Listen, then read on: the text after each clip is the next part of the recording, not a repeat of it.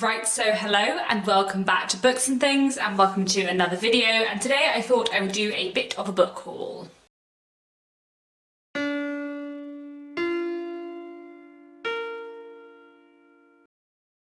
I have 11 books to speak to you about today, all of which I have acquired recently. Now that my TBR is a little bit more under control, I am allowing myself to acquire a few more books, which is quite fun, so my hauls will hopefully be a little bit more interesting. I'm only going to talk about physical books in my hauls, I think, going forwards. I'm not going to talk about ebooks and audiobooks just because I don't feel the same TBR pressure for them. And often with audiobooks and ebooks, I buy them and read them immediately, so by the time I would haul them, because I don't do haul videos that often, I've probably already spoken about them in a wrap up, if you see what I mean. Anyway, let's just move on and talk about the physical books. So I'm going to start off with some review copies, which some publishers have very kindly sent to me. So first I have Lean Full Stand by John McGregor. This is the only book on this list that I have already read. I read this at the beginning of March, so you'll hear about it in my wrap up at the end of the month, and I really enjoyed this. John McGregor is one of my absolute favourite authors, and I loved this. This is the story of a man who, while on an expedition in the Antarctic, suffers a stroke, and it's basically about what happens in the Antarctic at that time and what happens to the other people who are with him when this happens, and then also about his kind of recovery and his life and his family afterwards. It is a really powerful, poignant, amazing novel that I just loved. I really like John McGregor's writing style. I really love the way he explores his characters. It's just fantastic. He just writes so well. So I highly recommend this. Really loved it and very grateful for the review copy. This was a really wonderful read and it comes out on the 19th of April. I was also very kindly sent a review copy of Transcendent Kingdom by Yaa Gyasi. This book came out at the beginning of March and I'm hoping to get to it fairly soon, hopefully in April. I read Homegoing at the end of last year and it was one of my favourite books of the year. I absolutely adored it, so I cannot wait to read this too.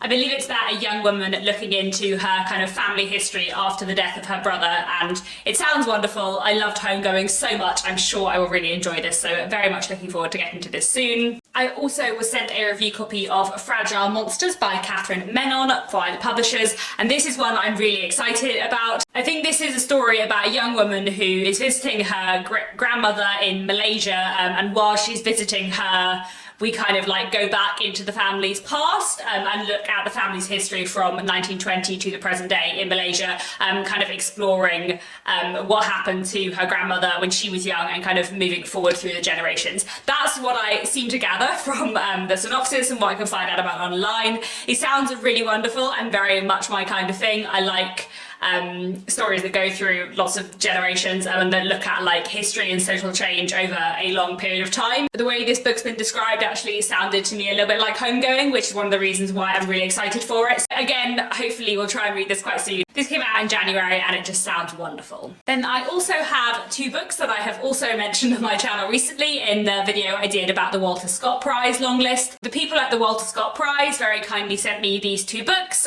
which are two of the books on the long list. The Walter Scott Prize, if you don't know, is a prize for historical fiction, and it's one that I really enjoy because I love historical fiction so much. They also very kindly sent me the ebooks for the rest of the long list, so I have no excuses now not to read everything on that list, except for The Mirror on the Light, which I'm not going to be reading because it's the third book in a series. But I'm very excited to read the rest of the books on the Walter Scott Prize long list over the next couple of months, and I'm excited to have copies of these. So this is A Treacherous Country by K.M. Krumink. And I believe this is set in 19th century Australia and is a bit of an adventure narrative. I'm quite excited to see what it's about. And then also we have this Mr. Beethoven by Paul Griffiths, which is a book set in 19th century America following Beethoven, a kind of fictionalized different version of his life where he went to the US. It sounds quite weird, but also quite good. It was also shortlisted for the Goldsmiths Prize, which I know usually awards people for experimental writing, so I feel like this is probably going to be a little bit experimental and I don't know how well I'm going to get on with that, but we will see. I will keep an open mind.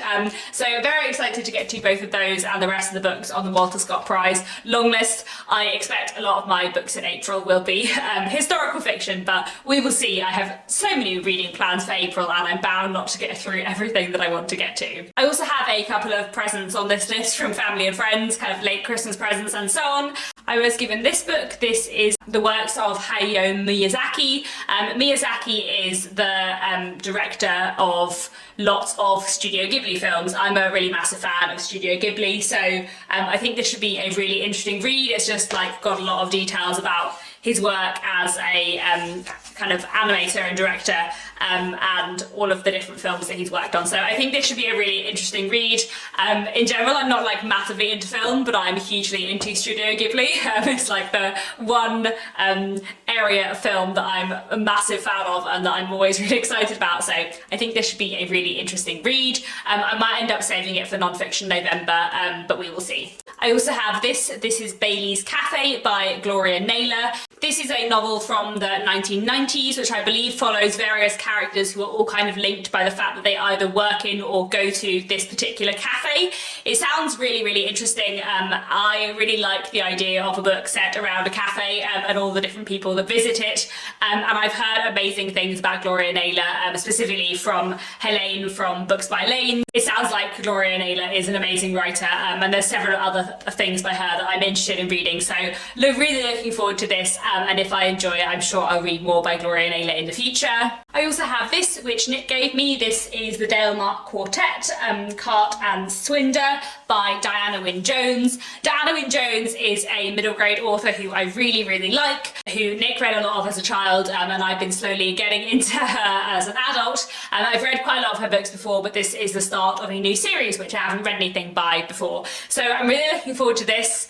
Hopefully I will read this in the second half of March, and you'll see it in my March wrap-up because I'm trying to read it for middle grade March, but so far March has been very busy. I have not managed to partake in March of the Madness either, and I'm not doing very well at reading all of the things that I put on my March TBR, but we'll see. Maybe this time in 2 weeks I will have lots of other reading to report. Anyway, very excited to get to this at some point. It's pretty short, it's middle grade. I'm sure I'll read it very soon. Finally, we have 3 books I bought for myself.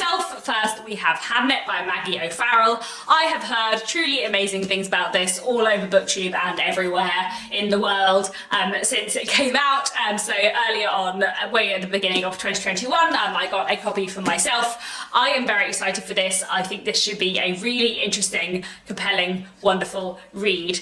By all accounts. It follows sort of the life of Shakespeare's family, specifically surrounding, I believe, the death of his young son Hamnet, but I think it doesn't really focus on Shakespeare, but all of the other people in his life instead. I've heard wonderful things about this. It's also on the long list for the Walter Scott Prize, so again, I'm definitely going to be reading it for that.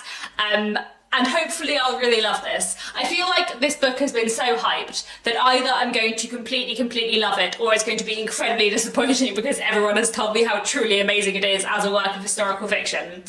I'm excited, so we will see. I'm looking forward to this. Hopefully I'll get to it fairly soon. Then I also have this. This is The Sad End of Policarpo Quaresma by Lima Barreto. This is a Brazilian classic from 1911. I mentioned in my goals video at the start of this year that I was hoping to read slightly more international classics this year, and I was going to focus specifically on 3 countries, France, Japan and Brazil.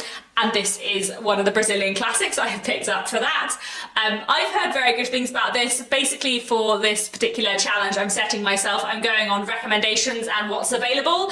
So I don't know too much about this, but I'm excited to try it nonetheless. I think it's about a man who is a civil servant and his life, and all of the complicated things surrounding that. Like I said, I don't know very much about it. I usually try and go into classics fairly blind because blurbs and the backs of books tend to give quite big spoilers, but like I said, trying to read more Brazilian classics, so I'm really interested to give this a try, and I'm looking forward to getting to it soon.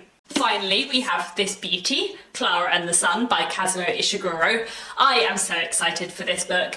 Kazuo Ishiguro is one of my absolute favourite authors, and this is his new novel that's just come out, and I'm going to read it very soon. Hopefully I'm going to read this in April because I think this will be a wonderful read, and I'm really excited to read it and review it and talk to you about it because I'm sure I will love it. Well, I'm 95% sure I will love it.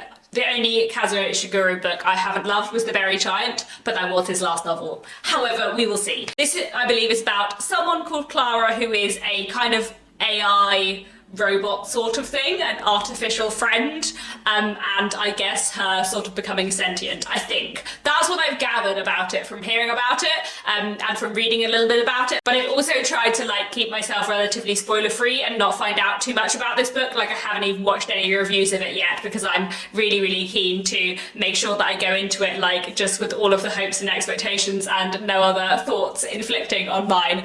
I'm very excited for this. Of course I am. It's Kazuo Ishiguro. I'm sure it'll be wonderful. I'm just excited. I'm very excited. I will be getting to this soon. So there we go, those are 11 books that I have acquired lately. I'm hoping to read all of these fairly soon, but we will see how I get on with that. That is all for now. Please do let me know down in the comments if you've read any of these books and what you thought of them, and what books did you get recently that you're really excited to read. And that's all. Thank you very much for watching, and I'll be back very soon with another bookish video.